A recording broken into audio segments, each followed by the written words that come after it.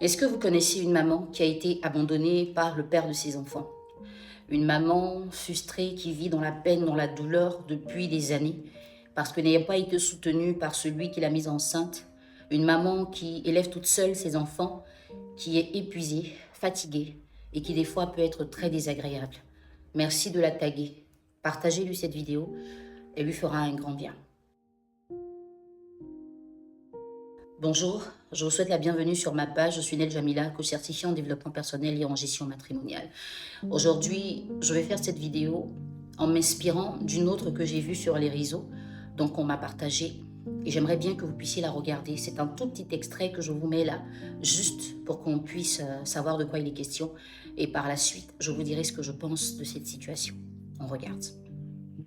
Toi, ce que tu peux faire avec moi, c'est de me respecter. Si tu dis que tu dois me parler, je te dirai toujours que le fait que j'ai pris ta grossesse là, je ne l'ai jamais aimé. Parce que ton père et maman m'ont dit que quand tu prends grossesse de quelqu'un, tu dois être heureux.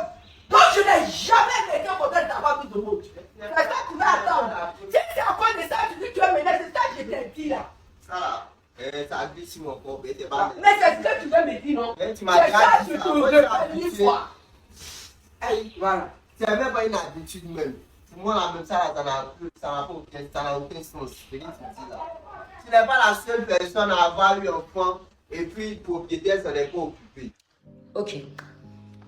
Je pense que vous avez plus ou moins vu l'intégralité de cette vidéo sur les réseaux, sinon vous pourrez la rechercher. Mais j'ai juste voulu vous faire regarder ce petit extrait parce qu'il permettra à ce que chacun de vous comprenne un peu mieux ce que j'ai à dire. Il y a eu deux types de réactions à la vue de cette vidéo. Il y a des gens qui ont trouvé que l'enfant était très mal poli et d'autres qui ont trouvé que la mère était dans l'exagération. Je ne resterai pas superficielle dans mon commentaire, j'essaierai d'aller un peu plus en profondeur pour vous révéler des faits qui sont très importants, des choses que vous devez prendre au sérieux, parce que ces deux personnes sont des blessés, et les blessés, on les traite avec délicatesse. J'ai plusieurs fois entendu des gens dire, à travers des commentaires sur les réseaux, je ne peux pas laisser ma mère et écouter un coach. Le problème que cette maman a, sa mère à elle ne peut pas forcément le résoudre. Le problème que cet enfant a, sa mère à lui ne peut pas forcément le résoudre. Même leurs amis, leurs parents, leurs connaissances ne peuvent pas forcément les aider à trouver une solution à ce problème.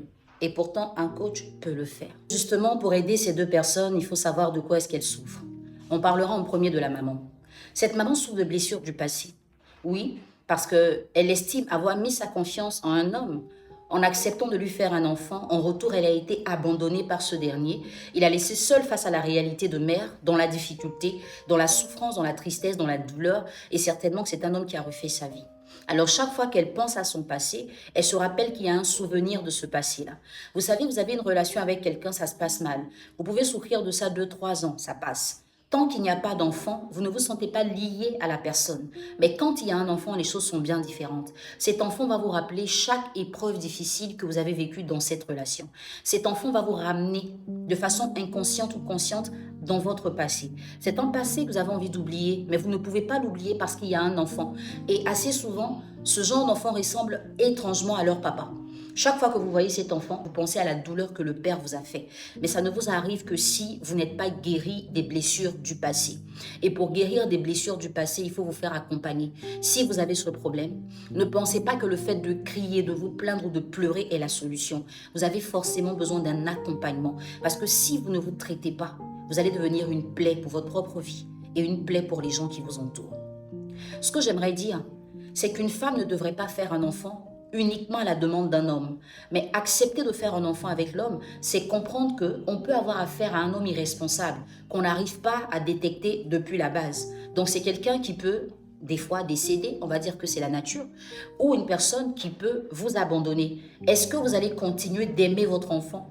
Est-ce que vous allez continuer de respecter la vie de votre enfant si son père décède ou si son père vous abandonne? Si vous ne vous sentez pas prête à le faire, alors ne faites pas d'enfant. C'est vrai, on peut vous avoir abandonné, mais le plus beau cadeau dans la vie d'une femme, c'est un enfant. Si vous avez donné tellement d'amour à un homme, au point de ne même pas pouvoir aimer l'enfant qui est sorti de l'amour entre vous et cet homme, c'est un gros problème. L'enfant est une bénédiction. Et des fois, certaines épreuves vont nous arriver qu'on ait un enfant ou pas. Ça aurait pu être une situation plus difficile, même s'il n'y avait pas eu cette naissance-là. Mais la mère parle avec haine, avec colère. Et pour ceux qui vont avoir l'intégralité de la vidéo, vous allez l'entendre dire Est-ce que malgré ma difficulté, tu m'as déjà vu chez ton père demander quoi que ce soit? En même temps, dans ses propos, il y a beaucoup d'orgueil, un peu comme pour dire, tu m'as abandonné, je veux te prouver que. Et quand on vit avec l'art de la vengeance ou de la revanche, on ne vit pas bien, on ne vit pas pour soi, on vit pour montrer à l'autre que. Et ça devient une vie par procuration finalement. Cette mère a beaucoup sur le cœur, elle est fatiguée. Cette mère regrette d'avoir fait ce choix. C'est vrai, si elle savait qu'elle allait être abandonnée de cette façon, elle n'aurait jamais accepté d'être avec cet homme. Mais en même temps, en tant qu'adulte, nous devons pouvoir être responsables de nos choix. Tout ce que nous faisons n'est pas forcément pour notre bien. On peut faire des choses qui vont nous faire très mal, mais cette douleur va nous emmener à nous construire ou même nous reconstruire. La peine de cette mère est grande. Des gens vont l'insulter, des gens vont la vomir. Ok, mais demandez-vous réellement qu'est-ce qu'elle ressent qui l'emmène à dire ce qu'elle est en train de dire. Ce qu'elle fait est très grave, c'est très dangereux, et pour elle, et pour son enfant, mais aussi pour tous les autres enfants qu'elle a ou qu'elle aura. Parce que cette peine n'est pas encore guérie. Cette peine est encore présente, elle est très forte. Et si vous la connaissez, vous lisez dans la description, vous allez avoir les numéros de coaching. Si elle accepte qu'elle vienne à mon cabinet, je vais lui apporter l'aide que je peux donner, que j'ai déjà donnée à d'autres femmes et qui a vraiment permis qu'elles se ressaisissent et qu'elles recommencent à apprécier leur vie. Elle aura gratuitement un suivi parce que j'ai envie de la voir dans une autre dimension, dans un autre cadre émotionnel que celui dans la vidéo. Faites l'effort, rendez-moi ce service s'il vous plaît. Si vous parvenez à la convaincre, c'est avec plaisir que je vais la recevoir à mon cabinet. Pour l'enfant, on voit tout de suite de l'impolitesse. Des gens ont dit qu'il est mal éduqué. Oui, il est mal éduqué. Parce que quand on éduque un enfant sans amour, on l'éduque mal. La première chose qui donne la force d'éduquer un enfant, c'est l'amour qu'on ressent pour cet enfant. Mais vous avez entendu la mère le dire. Je ne peux pas t'aimer parce que ton père ne m'a pas appris ou ne m'a pas donné l'occasion de constater que quand on fait un enfant, on doit être heureuse. Donc cette mère, elle a déchargé son chagrin sur cet enfant. Cet enfant a donc été éduqué dans l'atmosphère que nous voyons aujourd'hui.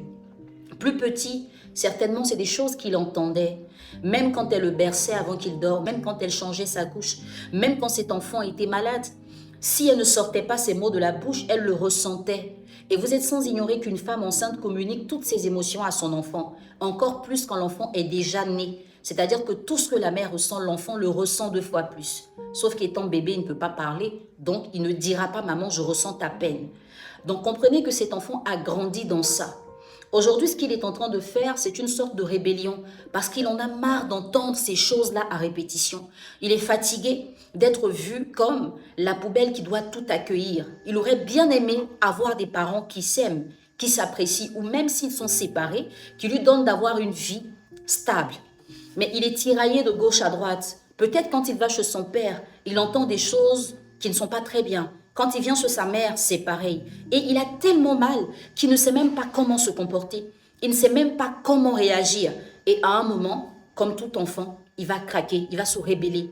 C'est un adolescent, il est dans une période très sensible de sa vie. Et c'est un enfant qui doit être suivi. Je ne suis pas spécialiste en la matière, mais ça ne me dérangerait pas du tout de le rencontrer avec sa mère. Quoiqu'il y a des gens qui sont beaucoup plus habilités à lui donner cet accompagnement.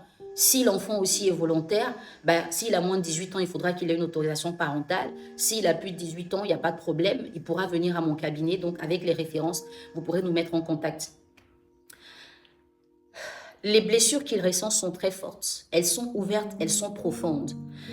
Il ne veut pas manquer de respect à sa mère de façon volontaire. Mais c'est un peu comme si la situation l'oblige à dire aussi ce qu'il ressent.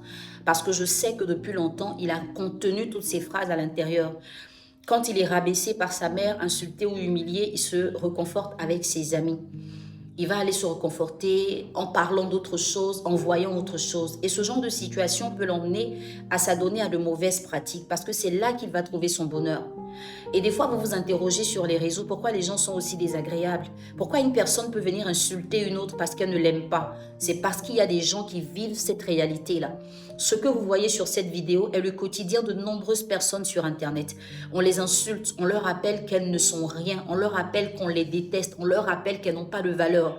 Elles encaissent tout ça et qu'elles ne peuvent pas s'exprimer. C'est sur les réseaux sociaux qu'elles viennent s'exprimer et elles viennent le faire envers des personnes qui ne leur ont rien fait. Donc, vous allez comprendre plus facilement pourquoi des gens peuvent être désagréables alors que vous ne leur avez rien fait. Pourquoi des gens peuvent mentir sur vous alors que vous ne leur avez rien fait. Pourquoi des gens peuvent vous diffamer alors que vous ne leur avez rien fait. Pourquoi des gens peuvent inventer des choses sur vous alors que vous ne leur avez rien fait. Des fois, ce sont des gens qui traînent de grandes blessures. Ce sont des gens qu'on insulte du matin au soir, du lundi au lundi, du 1er janvier au 31 décembre. C'est des blessés. Parce que quand on n'est pas blessé, on a du mal à blesser les autres. Quand on n'est pas triste, on a du mal à attrister les autres. De toute évidence, nous sommes tous responsables de ce qui peut arriver aux gens de notre entourage. Il y a un silence qui plane pendant cette dispute entre la mère et l'enfant parce que les gens sont habitués à les entendre dire ça, ou les gens sont habitués à voir la mère parler de cette façon ou à dire des choses assez tristes et méchantes. Et les gens se sentent incapables et impuissants. Après, certaines personnes vont dire « nous avons tous nos problèmes, que chacun porte sa croix ». Mais ce sont des personnes qui ont besoin d'être assistées, d'être accompagnées. Personne ne sait ce qui va lui arriver demain. Peut-être aujourd'hui, votre vie, elle est belle. Vous avez un enfant avec un homme qui prend soin de vous et de l'enfant. Mais est-ce que vous allez pouvoir résister si un jour une rupture intervient et que ce père la change carrément? Il y a des hommes qui ont été mariés à des femmes. Ils ont pris soin de leurs enfants. Dès qu'il y a eu la séparation d'avec la mère, il y a eu en même temps une séparation d'avec les enfants. Et c'est des mères qui se retrouvent seules à éduquer leurs enfants, mais elles ont quand même beaucoup d'amour à donner. Pourquoi? Parce qu'elles essaient de s'accrocher au positif et de mettre de côté le négatif. Des mères ont beaucoup de problèmes. Certaines mères ont beaucoup de problèmes. Mais la grandeur d'une mère, c'est justement de ne pas faire payer à un enfant le prix de ses choix. Parce que cet enfant n'a rien demandé. Il faut qu'on apprenne à être responsable et à assumer les erreurs qu'on fait. Et comprendre qu'on ne devrait pas rester dans l'erreur. Parce qu'en parlant de cette façon à cet enfant, c'est rester dans l'erreur. C'est ne pas se remettre en question. C'est blesser parce qu'on a été blessé. Ce jeune homme en grandissant peut avoir deux types de réactions. Soit toutes ces mauvaises paroles entendues de la part de sa mère vont l'emmener à détester les femmes. Ça va être quelqu'un qui va collectionner les femmes sans jamais s'engager parce qu'il va estimer qu'aucune femme ne mérite qu'il lui donne son amour puisque sa mère ne lui a pas donné son amour. Aujourd'hui, vous vivez avec quelqu'un et vous sentez que la personne est très difficile. C'est une personne qui ne vous considère pas, qui ne vous respecte pas. C'est peut-être une personne qui a vécu la vie de ce jeune homme. Alors ne riez pas de ce cas parce que demain, vous pourrez tomber amoureuse de lui et vous allez être victime de ce que vous n'avez pas créé. Le deuxième cas, c'est que cet enfant, parce qu'il a recherché longtemps l'amour de sa mère, pourrait le donner à une femme en se disant « tel que ma mère ne m'a pas aimé, je dois pouvoir aimer une autre femme pour prouver à ma mère que c'est possible d'aimer quelqu'un même quand on a été blessé. » Et ça, ce serait le bon côté des choses. Ça pourrait être un père très attentionné parce qu'il voit que dans son passé, ses parents n'ont pas été à la hauteur. Il ne veut pas communiquer ça à ses enfants. Mais très peu de personnes réussissent à produire la différence de ce qu'elles ont reçu. Alors, j'espère que cette vidéo pourra vous faire du bien. Si vous êtes aussi dans ce cas, ne restez pas dans cet inconfort, ne restez pas là à vous plaindre, à culpabiliser, à accuser les autres et à être désagréable. Pensez à vous faire accompagner. Je vous le dis, c'est possible. Il y a des gens que j'ai reçus en coaching et au fil des séances, ces personnes ont repris goût à la vie, ces personnes se sont repositionnées. Donc, il n'y a rien qui est impossible à une personne qui accepte. Mais pour accepter, il faut avoir pris conscience que vous avez un problème. Au revoir.